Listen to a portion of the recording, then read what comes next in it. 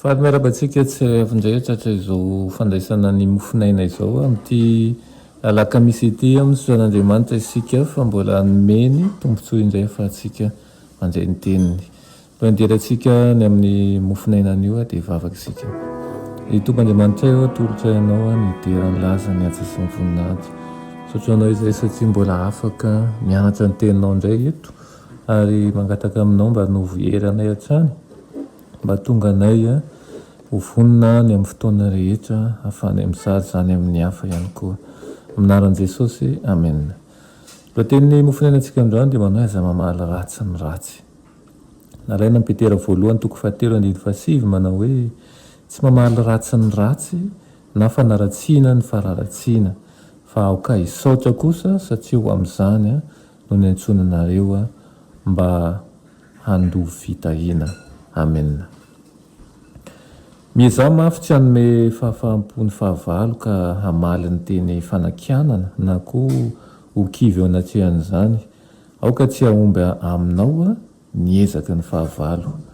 Dia hananaiky anao ny tompo ary hanome anao fitiavana sy fiadanana fifaliana safoninoka izay lalina sy feno tokoa. Ka na misehatra fitsapana aza ny finoanao dia ho afaka anao fanambarana feno fandresena ny amin'ny fahamarinan'ny teny fikasana ianao.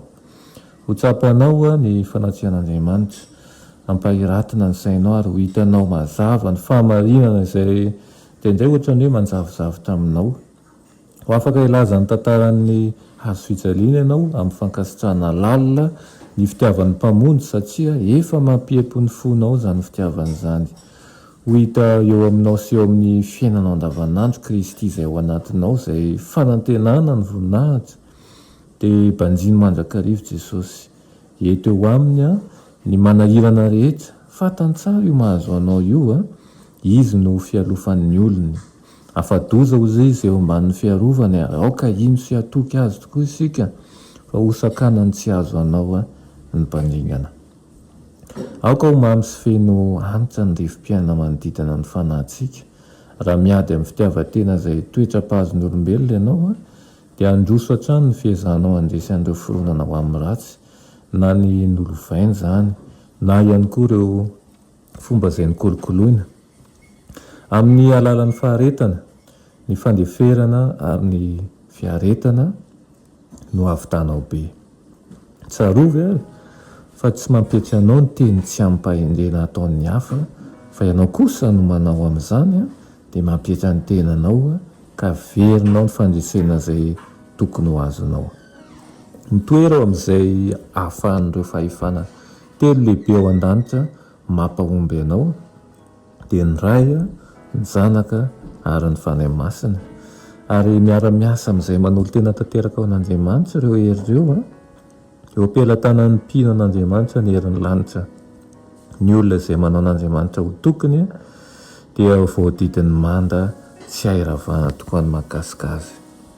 Dia izany no iriko aminao sy ny ankonanao amin'ity maraina ity mba ho voadidin'ny mandan'i Jehova tokoa ny mombanao rehetra ka izay rehetra izay mikasa ny andrava sy handingana anao dia tsy hanana anjara aminao satria efa Kristy anao sy ny ankonanao. Amen. Vavaka isika. Ny Tompon'Andriamanitra eo mbola misotro anao izay amin'izany teninao izany. Tianay izany raha ho tanteraka amin'ny fiainanay tokoa fa ampio izahay mba hitoetra aminao mandrakariva. Andeha tahaka an'izay nandehananao ary ihany koa hijoro volombelona amin'ny toerana rehetra izay efa nanomezanao anay. Anaran'i Jesosy, amen.